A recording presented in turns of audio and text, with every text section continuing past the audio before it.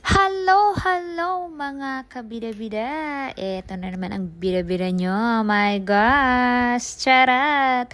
Samahan nyo ako mga kabida-bida. Pupunta tayo ngayon sa island. Pupunta tayo sa bagong bukas na island, Sister Island. So, yun po yung outfit ng bida-bida nyo. Siyempre, magbi-beach tayo. Beach, charot. So, ayan, pagdating namin sa Marina Pier, bumili kami ng ticket. Ang ticket niya is $13 lang, papuntang Sister Island. Dadaan siya ng Kuso, St. Jude, ganon. So, nakabili kami ng ticket. Ang alis namin is 10 papuntang Sister Island. Tapos, babalik kami ng 2:30. Hanggang 2:30 lang doon yung ng Sister Island. So, pumunta kami doon. O, ayan na nga. Nakabili kami ng ticket at nagbiyahe na kami papuntang pier. Papuntang sasakyan namin. At ayan, nakakita nga kami mga kabida-bida ng ano ba tong pangalan nito? Charot! At may nakita kaming tao dyan sa barko na yan at nagbabay kami. Hi! Ganon. At ayan, nagandan ako dito sa barko na to. Ano kaya to? Tapos, ang ganda-ganda nun. Sabi ko, ano kaya yun? Bakit parang spaceship? Charot. Parang ano ba yun yung tawag doon? Basta yun na yun. Hindi ko maalala. At ayan na nga, mga kabida-bida. Ay nako, si Uncle, napakatamad talaga. Hamakin nyo yun. Yung ginagamit niyang pang drive sa sa boat. Diyos ko po, Uncle, nakakatakot. Charot. At ayan, naglayag na kami papuntang Sister Island. Yan, ganda-ganda ng mga views. At nakikita mo yung mga barko. At ito na nga mga kabida-bida. Nakarating na kami dito sa Sister Island 1 siya, guys. Kasi yung isa, yung Sister Island 2, hindi pa bukas. Mga pa lang yung mga doon. Siguro inaayos nila. Ayan, dito lang muna kami. Ang open pa lang sa kanila is Sister 1. So, ayan, nakarating na nga kami dito. At ang ganda niya, guys, promise. Siyempre kasi bago pa siya, hindi pa masyadong gamit ng mga tao. Ang ganda ng toilet, ang ganda ng ng mga, maliit lang siya na island. Ipag-ikot mo, yan, makikita mo agad. Ang isang ikutan lang. Ganon.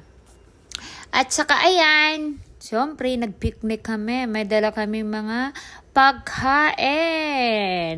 Okay, kita nyo yan. Pangapatay gutom lang, charot. Yan, nagpipiknik kami. Budol fight. Charot. Habang sila nag-aayos ng pagkain, ako naman nagmumodel. Charot. Siyempre, ang bida-bida nyo. Walang ginagawa. Charot. Yan tingnan nyo yan Ang liit lang niya. Maliit lang siya na island, pero ang ganda niya, guys. Tahimik. Maganda siya. Tahimik.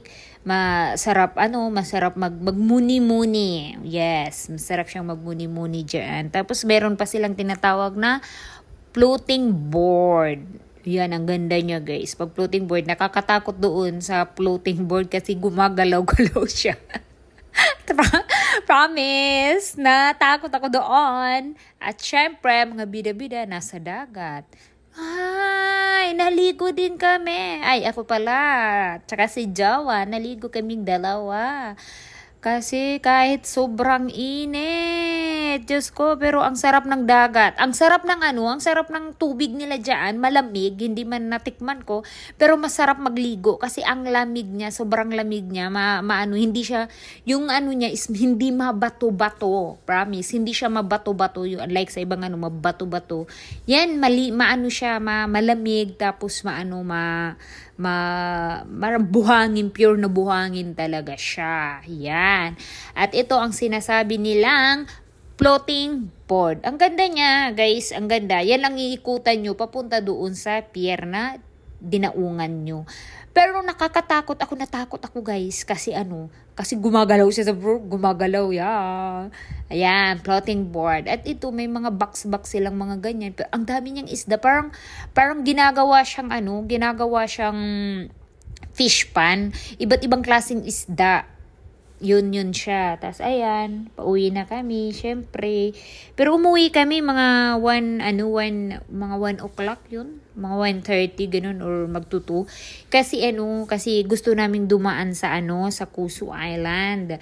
Ang problema nga lang, ang panahon nakakatakot kasi ang panahon sobrang dilim ng langit. So, pag dumaan kami ng Kusu Island, my gosh, mauulanan kami, maanuhan kami, charot. Ayan na nga guys, papunta na kami, yung sinasakyan naming ferry, papunta na kami doon sa Kusu Island. At ayan na nga, welcome to Kusu Island.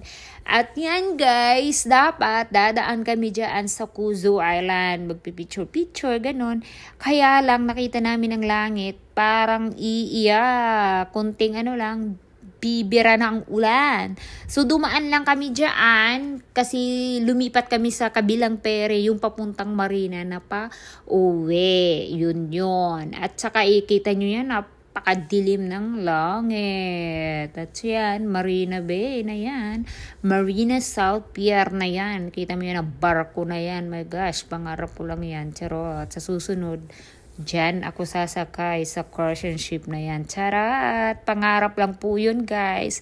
So, ayan na nga mga kabida-bida. Dito na natatapos ang aking vlog tungkol sa Sister Island. Pero babalik kami dyan. Bye-bye!